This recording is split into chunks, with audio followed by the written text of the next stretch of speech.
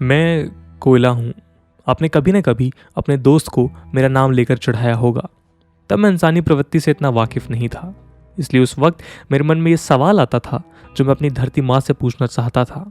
क्या आपने इस रंग भेदी समाज में मुझे ऐसा रंग क्यों दिया जिसकी वजह से ये लोग मेरे साथ ऐसा बर्ताव करते हैं?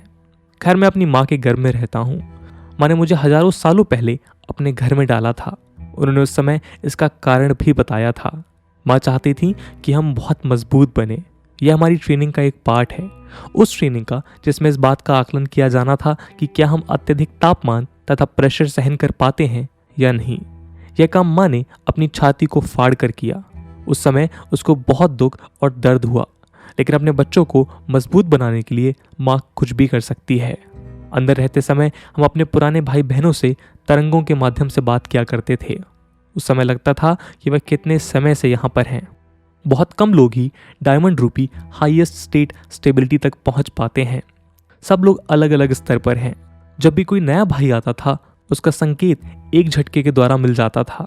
हमारी माँ ने वहाँ खाने पीने का अंदर अच्छा इंतजाम भी किया है। हमारी छोटी बहन मीथेन भी हमारे साथ ही रहती है। हमारे साथ आसपास कई और तरह की प्रवृत्ति वाले माँ के बच्चे रहते हैं। उनसे ज़्यादा पहचान तो नहीं है, लेकिन कभी कभी हाय हेलो हो जाती है। हमारे कुछ भाई बहन थोड़ी गहराई पर भी रहते हैं, और कुछ तो इतनी ज़्यादा गहराई में रहते हैं कि उनसे तो कभी मिलना हो ही नहीं पाया। उनके बारे में सिर्फ माँ से कुछ कहानियाँ सुनी हैं। खैर, कुछ दिन पहले मनुष्य ने हमारी माँ के इस अपार खजाने को खोज निकाला। उस समय माँ ने सोचा था कि वो मनुष्य का थोड़ा उद्धार कर दे। ऐसा सुना है कि मेरे बाहर आने से और मेरे उपयोग से मनुष्य ने इंडस्ट्रियल रिवॉल्यूशन नाम की एक ऐतिहासिक घटना को जन्म दिया, जिसके चलते पूरे विश्व में इंपीरियलिज्म एवं कॉलोनियलिज्म की लहर दौड़ गई। सारा विश्व एक साथ जुड़ गया। उस समय तो अच्छा लगता था, लेकिन अभी स्थिति बहुत बदल गई है। आज ये मनुष्य इतना निर्दयी एवं लालची हो गया है कि उसके लिए मेरा जीवन केवल और केवल उसके भौतिक फायदे का सिर्फ एक स्रोत है और कुछ भी नहीं। माँ के घर में हर रोज ये मनुष्य मुझे बेरहमी से निकालकर अपने कारखानों में झोंक देते हैं।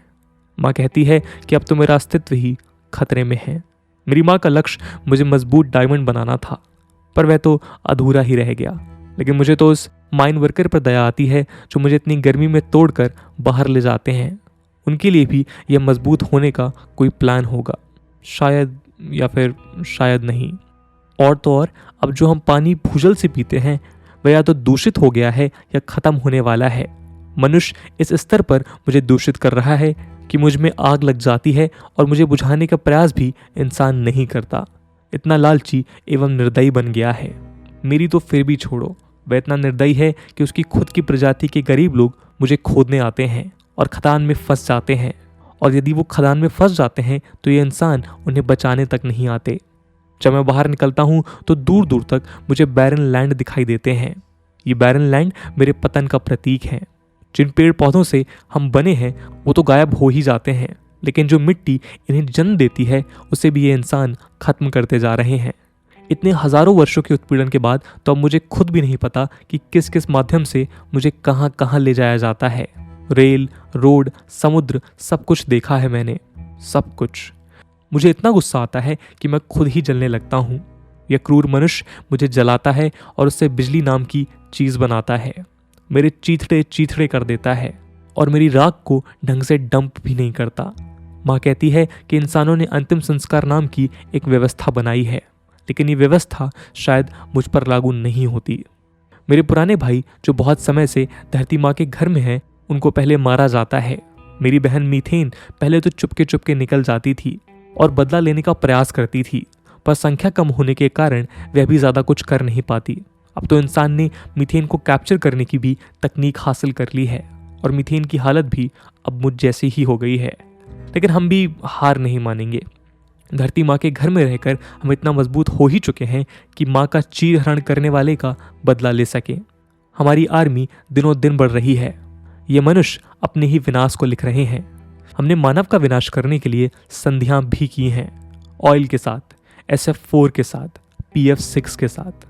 और भी नए तरह के लोग हमारे साथ जुड़ रहे हैं। लंदन से लेकर दिल्ली तक और मॉस्को से लेकर जोहान्सबर्ग तक हमारे लोग फैले हुए हैं। हमारे जासूस हर जगह हैं, अब तो मानव शरीर के अंदर भी। अब मैं इंसान से वाकिफ हूँ और मुझे ये लगता है कि समस्या मेरे रंग में नहीं बल्कि इंसान और उसकी समझ में है, उसके घमंड में है, उनकी बनाई व्यवस्था में है। हम इस मनुष्य की व्यवस्था को ध्वस्त कर देंगे। इस मनुष्य को हम धीरे धीरे और तड़पा तड़पा कर मारेंगे। मनुष्य जाति का विनाश नजदीक है।